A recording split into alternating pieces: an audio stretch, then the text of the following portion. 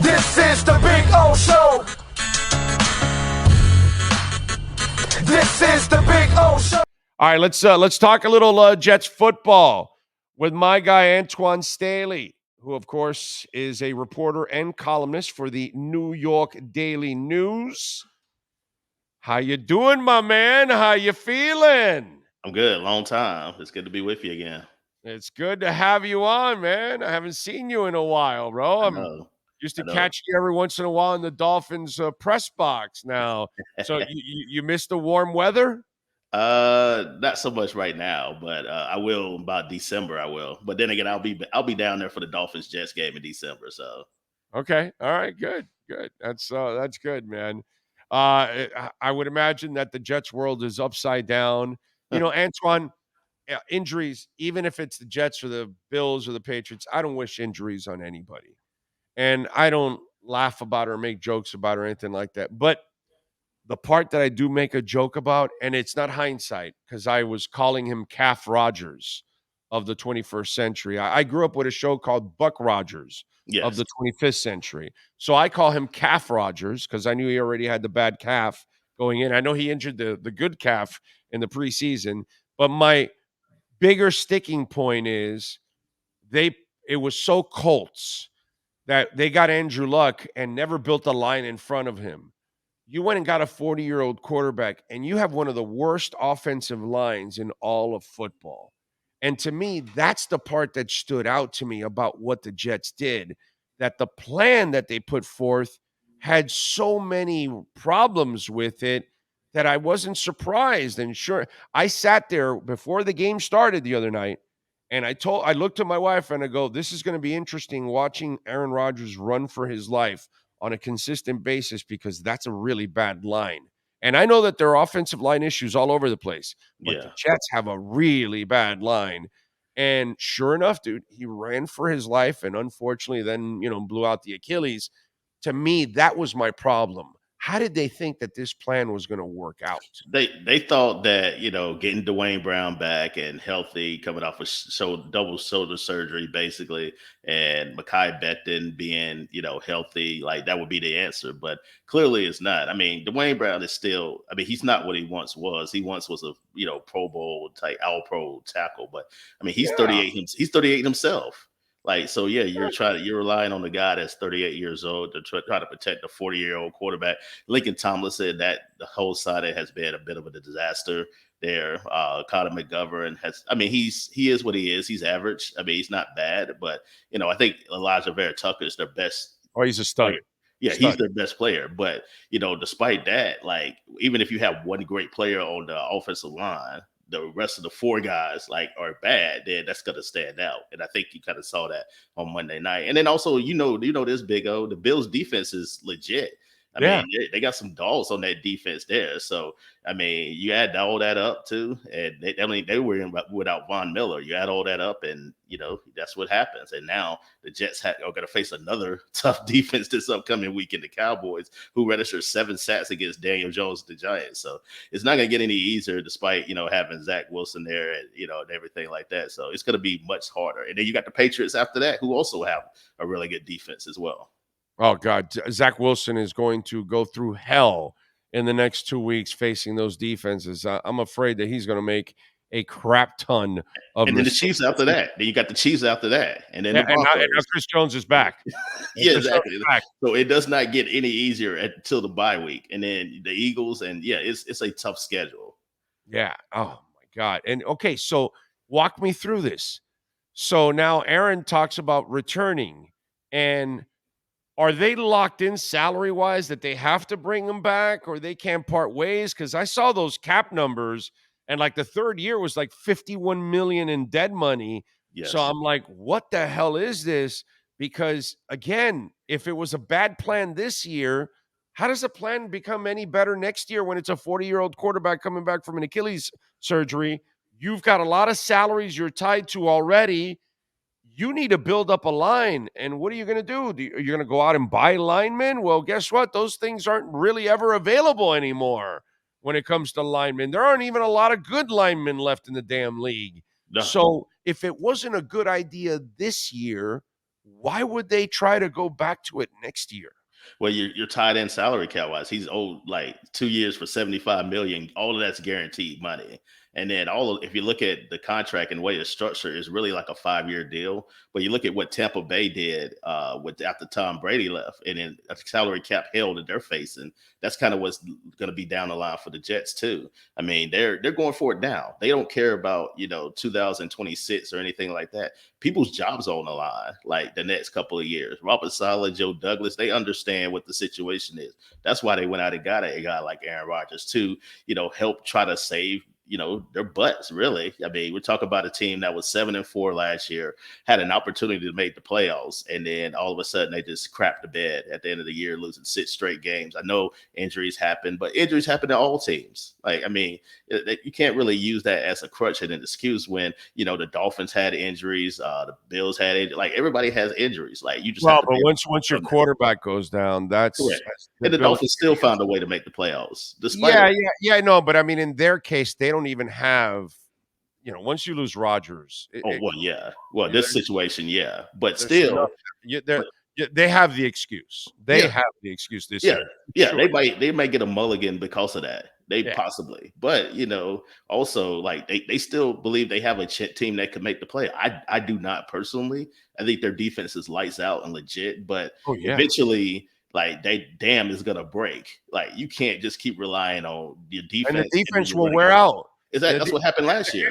Antwan, you're covering the Dolphins all over again, bro. I know.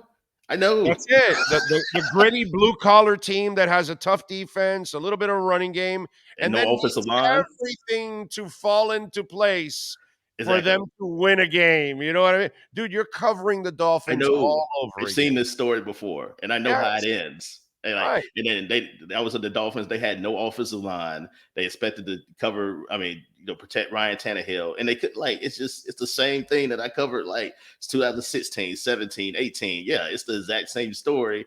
But yet the people, the fans think the Jets still have an opportunity to make play. I think they're a 7 or 8 win team, possibly. Right. I think that's probably their ceiling, especially considering how the defense is. Yeah, and here's the other thing, and this is why Philadelphia is such monsters. They draft linemen every year, and the Jets, the last couple of years, they've done a great job of building up that D line, and the backups are excellent too.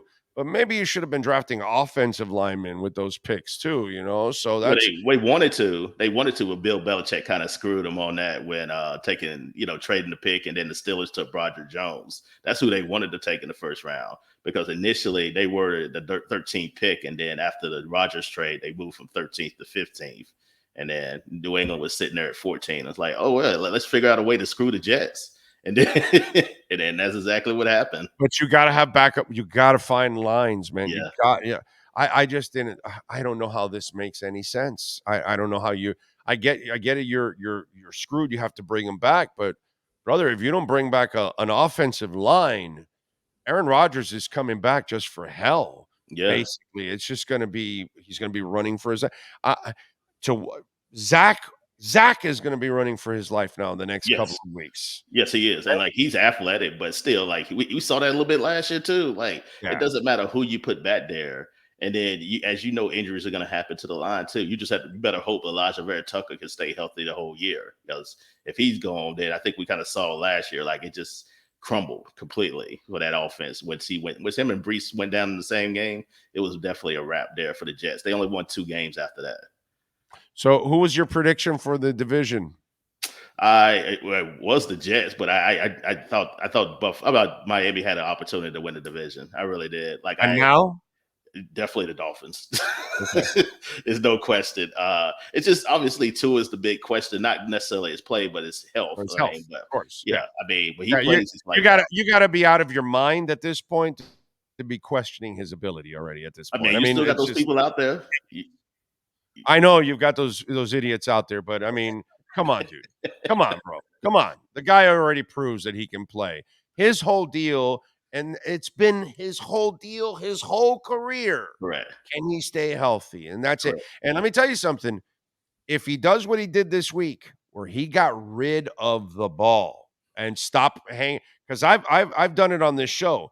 All his injuries, the hip, the 2 ankles, and the 2 concussions, are all injuries that happen at 3.85 seconds and 5.1 seconds. Yeah, you gotta get rid of the ball. Okay? Gotta get rid of the You gotta ball. get rid of the Green Bay game, which wasn't a bad tackle that normally really should No, have caused that kind of a concussion. That was at 5.1 seconds, bro.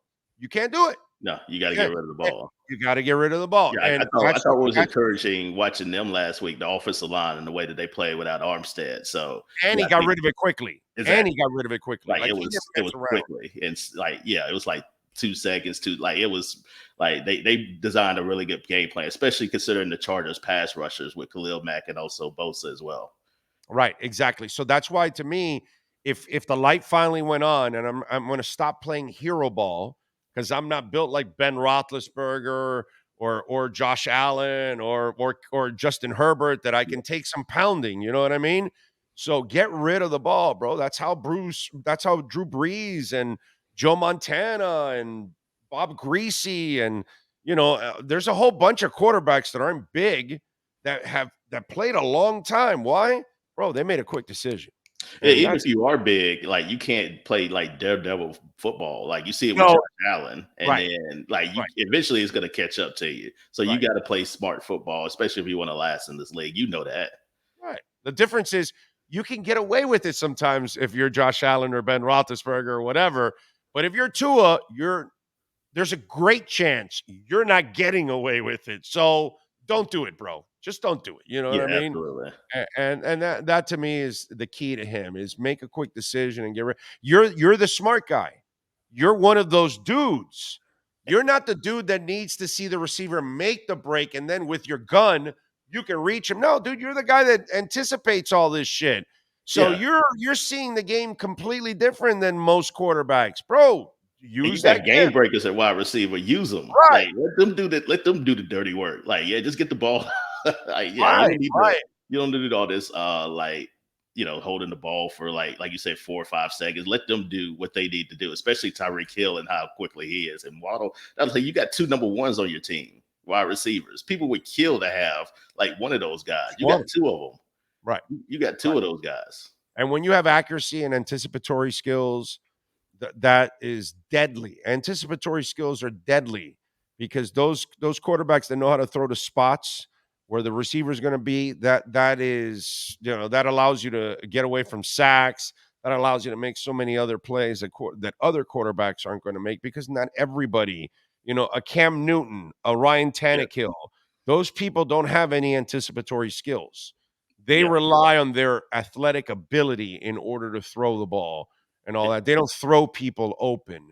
The other guys do. A Pat Mahomes can throw you open. A Tua can throw you open. Those type of dudes are the guys that throw you open. That's a whole different ball game. So Yeah, like you said, that can only get you so far, that athletic ability, especially as you get older too. But yeah, I think yeah, it's a lot of things to like about the Dolphins. I think their defense is going to get better with Vic Fangio as well. I think he's going to do a really good job. I know they gave up a ton of rushing yards, but yeah, I think they'll be fine. Like especially they'll get better as the season goes on. yeah, I'm with you there. So what's going to happen at quarterback, Antwan? What are they going to do with the Jets? Are they going to bring in a veteran eventually? Eventually, yeah. I know they tried to bring in Brett Rippon, which, I know it's not a name that people are like, it's gonna, blow people away or anything like that. But It's yeah, a cool story that they knew it and they got him off the practice squad and put him onto the active roster. exactly. Who was it that did it? I forgot The what team. Rams. The Rams, exactly. The Rams knew that they were interested, and they were like, "Hey, man, we don't have a lot of quarterbacks. Let's put them on the active And roster." That was crafty on their the part. irony of that is Mike LaFleur, like he was the old offensive coordinator for the Jets who got fired during the offseason. So he knew like what the Jets were gonna do, especially the link between Nathaniel Hackett and Rippon. So that was smart on their part. All right. So, who else? Who are they? Sir, the Tom Brady one was funny because it's like, okay, so now you want to bring a 45-year-old man behind that line now. Oh, that's just smart. Yeah. I knew Tom wasn't going to come back, You know, but I'm like, I hope he does come back. I would love to see that because that would be another disaster on their part. You know what I'm saying? Not that they were going to go for it, but the general public started bringing out that name because everybody brings out he that. didn't want to get hit last year in Tampa. So You know what I'm saying? Like, you go come back for the Jets offensive line is worse than Tampa. You go like, he probably saw that, was like, nah, I'm gonna make a business decision. I'm to stay retired. Absolutely not.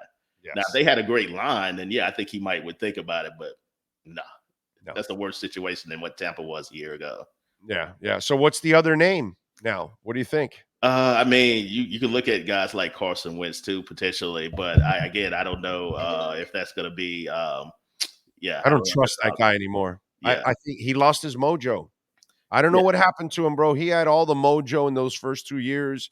He did shit that very few quarterbacks could do, and I don't know what happened to him, all those injuries or whatever, but it wussied his ass out, and he is not the same dog that he used to be. I'd rather stay with Zach and see if he can grow and figure it out. I think that's what they want to do, but they got to get a veteran quarterback, because Zach, if you look at his injury history, he's been out, he's missed 8 games over the last 2 years. So you can't necessarily rely on him to play all 16, 17 games either. So you got. I heard Chad Henne too. That name was thrown around.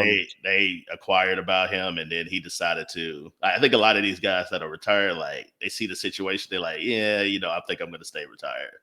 Yeah, Chad's made a lot of money and Super Bowl rings, right? Because doesn't he have both with Kansas City, right? Yeah, yes. Yeah, so, bro, that guy stole some money in this league. Bro. Hey, he lasted a lot longer than I think you and I had even thought.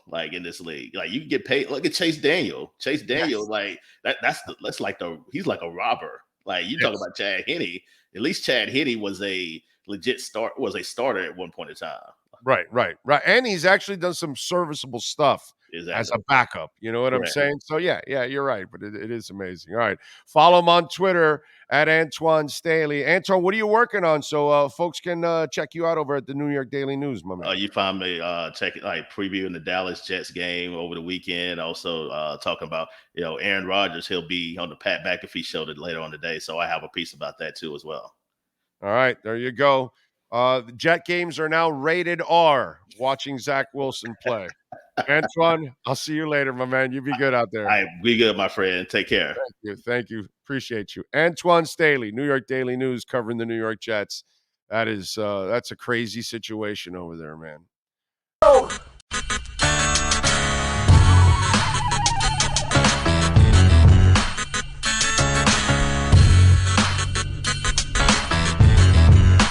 This is the Big O Show.